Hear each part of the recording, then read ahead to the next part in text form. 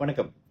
நமக்கு எண்கணி ஞானத்தையும் வேத ஜோதிட ஞானத்தையும் ஆன்மீக ஞானத்தை வழங்கிய அனைத்து குருமார்களுக்கும் நன்றி. என்ற அதே வேளையில் இது ஒரு ஜோதிட விளக்கு வீடியோ விருப்பமில்லாதவங்க கடந்து போயிடலாம்.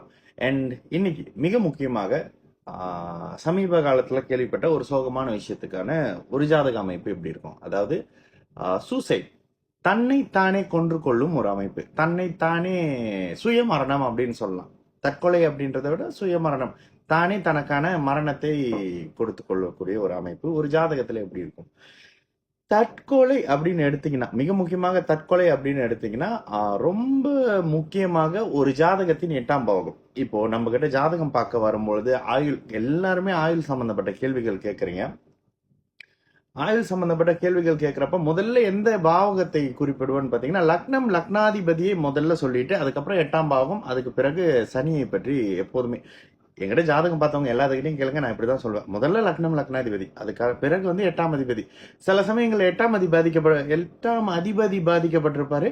லக்னம் லக்னாதிபதி சனி சுபத்தன்மையில வலுவான அமைப்புல இருக்கக்கூடிய அமைப்புல ஆயுள் பத்தி கவலைப்படாதீங்க அப்படின்னு சொல்லுவோம். சரி, ஒரு இயல்பான ஒரு தற்கொலையை தூண்டக்கூடிய ஒரு ஜாதக அமைப்பு எப்படி இருக்கும் அப்படின்னு பாத்தீங்கன்னா, மிக முக்கியமாக தற்கொலைக்கான காரணங்கள் ராகுவாக சொல்லப்படுகிறது ஜோதிட விதியின்படி. ஓகே, ராகு தான் தற்கொலை கொடுக்க போறாரு. எப்படி, ஏன் அப்படின்னு கேட்டீங்கன்னா, ராகுவே விஷத்தை குறிப்பார், ராகுவே பெரிய ஆழமான இருளை குறிப்பார். இது மாதிரியான அமைப்புகள் எல்லாம் ராகு வராரு. சரி, மிக முக்கியமாக தன்னம்பிக்கை இல்லாத ஒரு பிளானெட்டாக சொல்லப்படுவது சனி.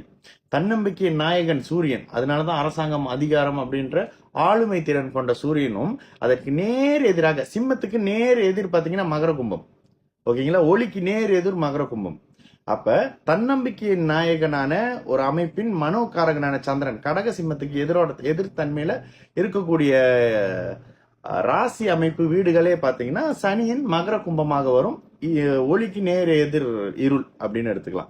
இந்த இடங்கள்ல தன்னம்பிக்கை நாயகன் சூரியன் அப்படின்னு கேட்டீங்கன்னா, தன்னம்பிக்கை அற்ற ஒரு பிளானட் அப்படின்றது தாழ்வு மனப்பான்மை கொண்டது, தன்னைத்தானே ஒரு மாதிரி கீழே இறக்கி நினைச்சுக்கக்கூடிய மனோபாவங்களை கொண்ட ஒரு பிளானட் சனி பகவான். ஓகேங்களா, இப்போ ஒருவர் சூசைட் பண்ண போறாரு அப்படின்னாக்கா ராசி லக்னங்களோடும் 8ஆம் இடத்தினோடும் மிக எளிதாக சனியும் ராகுவும் மட்டும் தொடர்பு கொண்டிருப்பாங்க. இதனோட சேர்ந்து கடகமும் சந்திரனும் பாதிக்கப்பட்டிருக்கும். ஏன் கடகமும் சந்திரனும்? ஒரு நிலையான, ஒரு ஸ்ட்ராங்கா உறுதியான முடிவை எடுக்க முடியாம போகிறதுக்கு காரணம் சந்திரன், மனம். ஓகேங்களா, அப்ப ஒரு ஜாதகத்துல நம்மளால 1000 விஷயம், உலகத்துல எல்லாரும் பிரச்சனையா இருக்காங்க. என்னையே சும்மா வர்றாங்களா, எனக்கும் கணிச்சு ஆள் கொடுத்துட்டு தான் இருக்காங்க. இதை அப்படி பண்ணுங்க, அதை அப்படி பண்ணுங்க அப்படின்னா அதை நீங்களே பண்ணுங்க, எதுக்கு எனக்கு போட்டுட்டு இருக்கீங்க? அப்ப இது மாதிரியான விஷயங்கள்லாம் வரும்பொழுது போடா அப்படின்னு தூக்கி போட்டு போறதுக்கு முதல்ல எனது மனம் தெளிவாக இருக்கணும், எனது மனம் வலுவாக இருக்கணும். ஓகேங்களா, அப்ப இது மாதிரியான அமைப்புக்கு மிக முக்கியமாக சந்திரனையும் கடகத்தையும் நீங்க பார்க்கணும். எதுக்கு? மனோகாரகன். அதுக்கு பிறகு 8ஆம் இடத்துல ஒரு ஜாதகத்துல ராகு இருக்காரு, லக்னத்துக்கு 8ல. ஓகேங்களா, லக்னத்துக்கு 8ல, நீங்க ராசிக்கு 8ல இருக்காரு, கோச்சாரத்துல சுத்தி வர்றாருலாம் எடுக்காதீங்க. ஆனா கோச்சார ராகுவும் பிரச்சனை கொடுப்பாரு.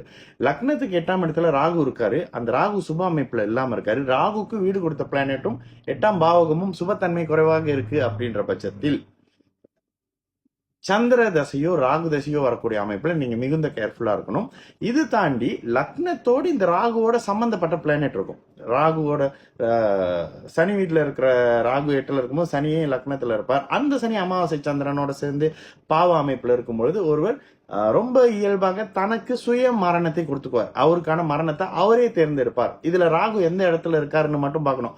ராகு மீனத்துல இருக்காரா, அவர் குளத்திலேயோ இதுலயோ இல்ல லிக்விட் சார்ந்த தண்ணீர் சார்ந்த அமைப்புலயோ தனது உயிரை மாய்த்துக்க போறாரா அப்படின்னு அர்த்தம். இதே ராகு மேஷத்துல இருக்காரா, நெருப்பு, ஆசிட், அந்த மாதிரியான எரியக்கூடிய அமைப்பின் அடிப்படையில தன்னை தானே இது பண்ணிக்க போறாரு, மரணத்தை கொடுத்துக்க போறாரு அப்படின்ற மாதிரி அர்த்தம். இந்த மாதிரி ஒரு ஒரு இடங்களை பொறுத்து ராகு இருக்கும் அதிபதியை பாவத்துவப்படுத்தி அதன் அடிப்படையில அந்த மரணத்தை கொடுப்பாரு. ஓகேங்களா, இப்போ முக்கியமாக பாத்தீங்கன்னா 8ஆம் இடத்து ராகு சுபநிலையில இல்லை அப்படின்னாலும் ஓகேங்க, என் ஜாதகத்துல 8ஆம் இடத்துல ராகு இருக்காரு, பாவத்துவமாவே இருக்காரு அப்படின்னு நீங்க ஒரு கேள்வி என்கிட்ட கேட்டீங்கன்னா, ராசி லக்னங்களுக்கு குறிப்பாக லக்னம் லக்னாதிபதிக்கு குருவின் தொடர்பு, பௌர்ணமி சந்திரன் வந்துட்டாலே மனம் தெளிவா இருக்கும்.